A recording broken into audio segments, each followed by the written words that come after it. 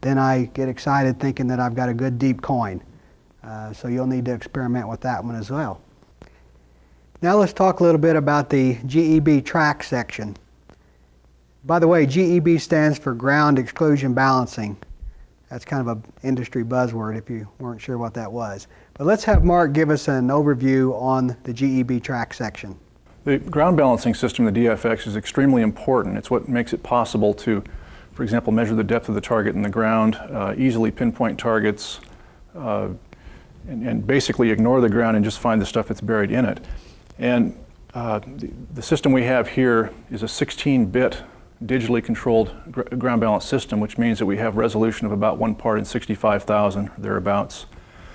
We have the automatic tracking system that adjusts continuously as you hunt, and in many cases the operator won't even know this is here. What you'll know, though, is that it's easy to pinpoint and easy to accurately assess the depth of the target. We also have a fully static system that allows complete automatic ground balance without motion. And of course we have a manual override, so you can custom fine-tune that to your liking. Okay, let's take a look at these features. Let's enter into the G.E.B. track section. And the first one we come to is AUTOTRAC.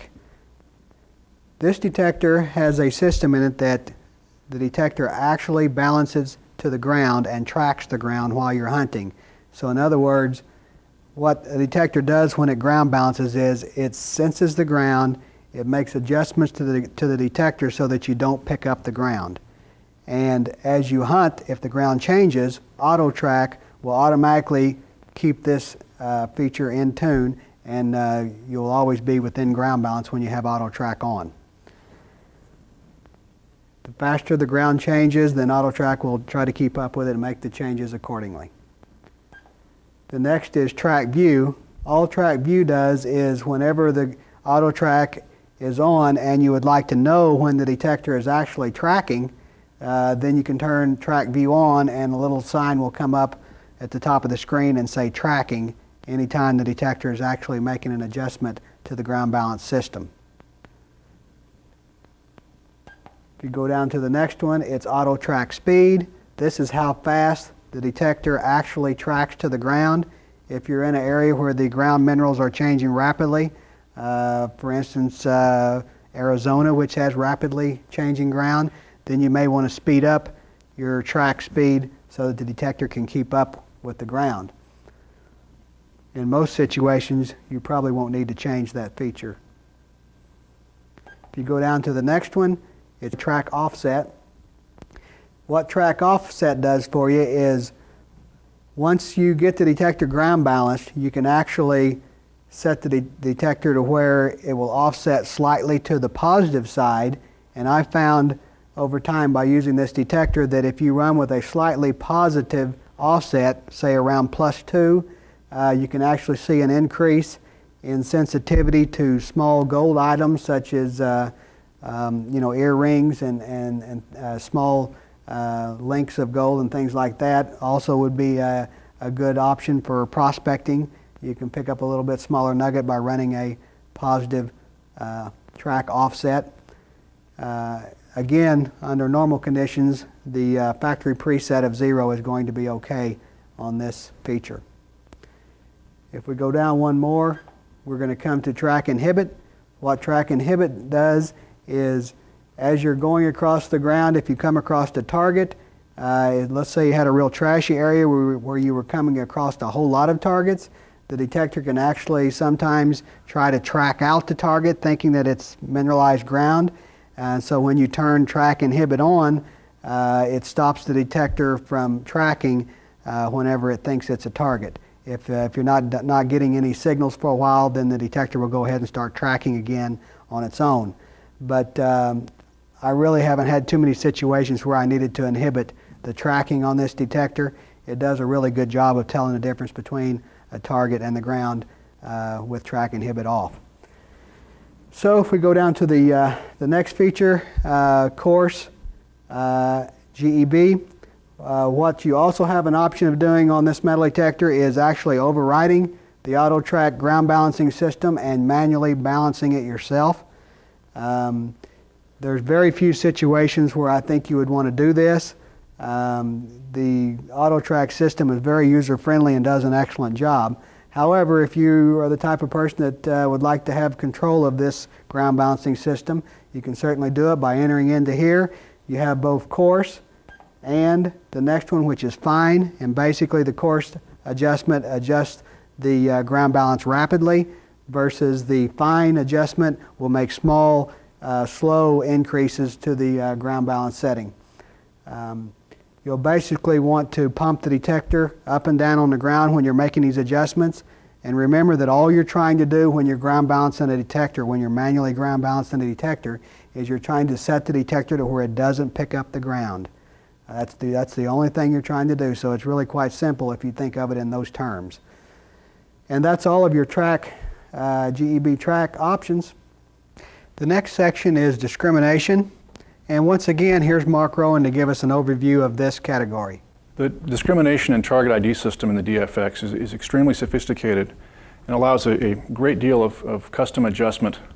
But it's important to point out that all of these features can be preset intelligently by the microprocessor so that the casual operator, first-time operator, doesn't have to go in and adjust all these things individually. All these things will be set by the processor to an intelligent level when you first start the machine. But you do have the capability of fine-tuning the discriminator response to each of the 191 separate VDI locations. The machine can learn to reject or accept targets as you hunt. And of course, all this is made possible by the fact that the microprocessor is performing the discrimination and target ID functions, and we have very good control over those things. And I really should probably emphasize here that because of the microprocessor control, we can individually accept or reject any of those 191 individual target responses within a very fine resolution of better than 1 degree, which makes it possible for incredibly sophisticated discrimination programs to be put together by the operator that will selectively respond to just the targets you want to find. And some machines on the market have the capability of setting up notch discrimination for just a few targets, 2, 3, 4, 5 targets. But having the ability to discriminate selectively 191 targets is an extremely powerful thing in the field.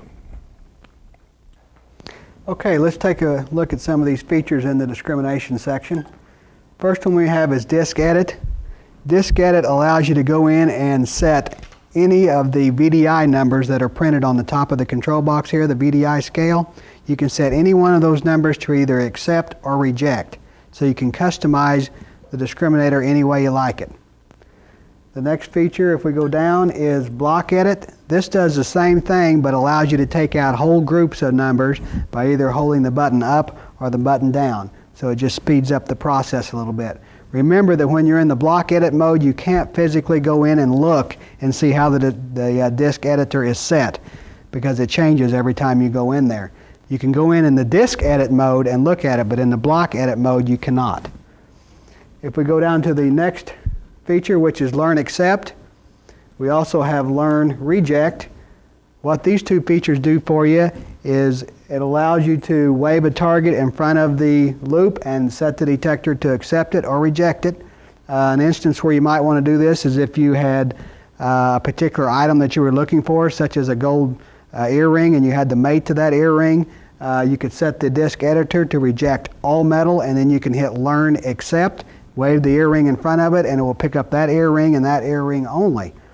Remember that once you use either Learn Accept or Learn Reject, that you have to go in and turn it off after you're finished waving the target in front of the loop, or else it will go ahead and continue to either Learn Accept or Learn Reject everything that you come across while you're hunting. So remember to turn it off after you've waved the sample in front of the loop. All four of these features can be utilized in different situations. I know one time I was hunting an old yard where they had roofed the roof with a brass tack, and these tacks were scattered all over the yard, and I was picking them up everywhere. So I was able to use my disk editor to go in and reject that particular tack, and was able to recover some nice coins in that yard.